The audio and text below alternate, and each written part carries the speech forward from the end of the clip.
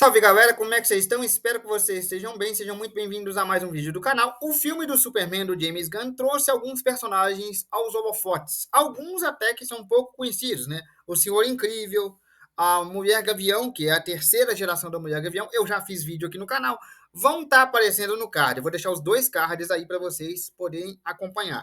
Mas também trouxe o Metamorfo, que é um personagem conhecido, né, dos fãs da DC, mas que quem não acompanhou as animações de 2004 e quem não leu o HQ, né, HQs, talvez não conheça. Porque se você acompanhou a Liga da Justiça de 2004, você conhece o Metamorfo.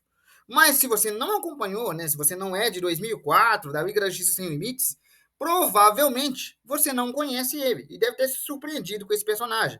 Então, quem é o Metamorfo? É essa a pergunta que eu vou responder nesse vídeo.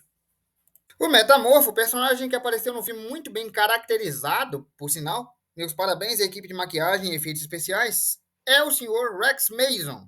Rex Mason foi contratado por um empresário, que é o Simon Stagg, para ir a uma expedição do Egito encontrar um orbe, né, que é o orbe de Ra, um objeto misterioso. Esse objeto misterioso,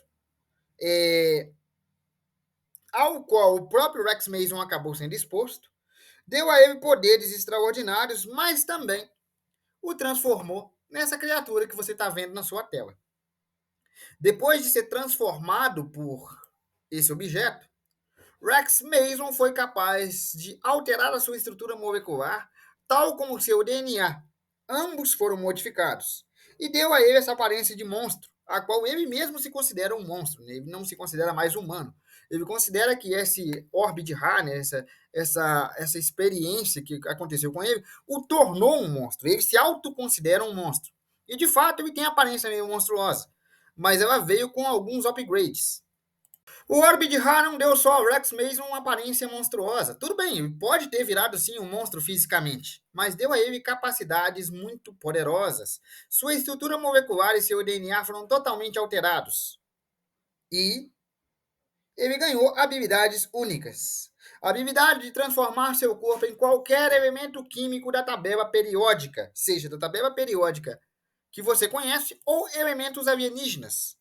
Ou seja, ele pode transformar o corpo dele em pedra, concreto, barro, oxigênio, hidrogênio, gás venenoso, chumbo, ouro, diamante, o que ele quiser.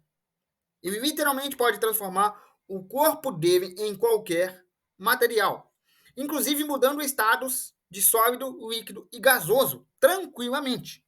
Ele não tem mais órgãos humanos, ou seja, ele não precisa respirar, ele não precisa comer, ele não precisa de nada disso para sobreviver.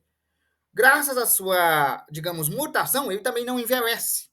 Por ele não envelhecer, ele também é imortal.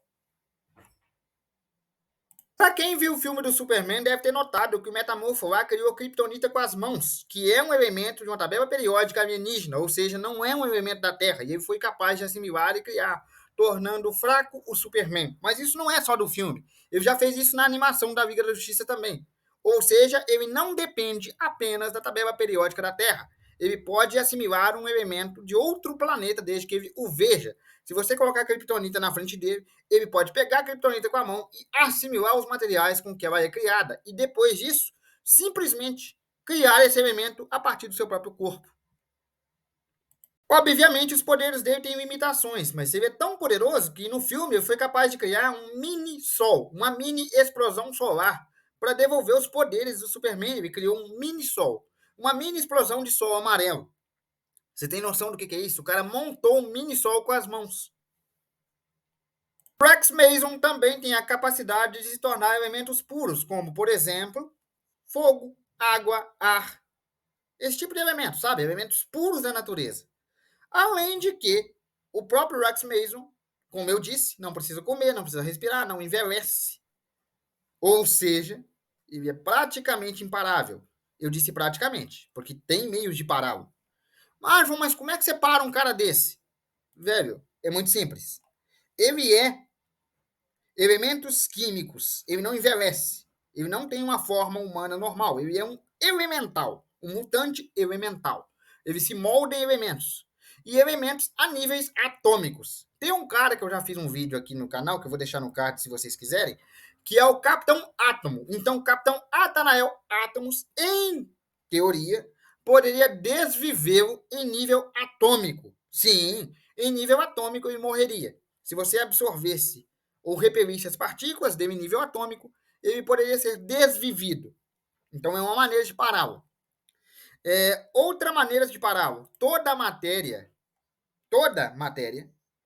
em uma determinada temperatura, entra em inércia. Isso é uma lei da ciência. Traduzindo, toda matéria pode ser congelada. Água tem um ponto de congelamento, cerveja tem um ponto de congelamento, toda matéria tem um ponto de congelamento. Então, o Rex Mason já foi congelado com hidrogênio líquido, que é uma substância altamente gelada. Então, dá para manter-o parado, desde que ele esteja congelado, ele não é ameaça para ninguém.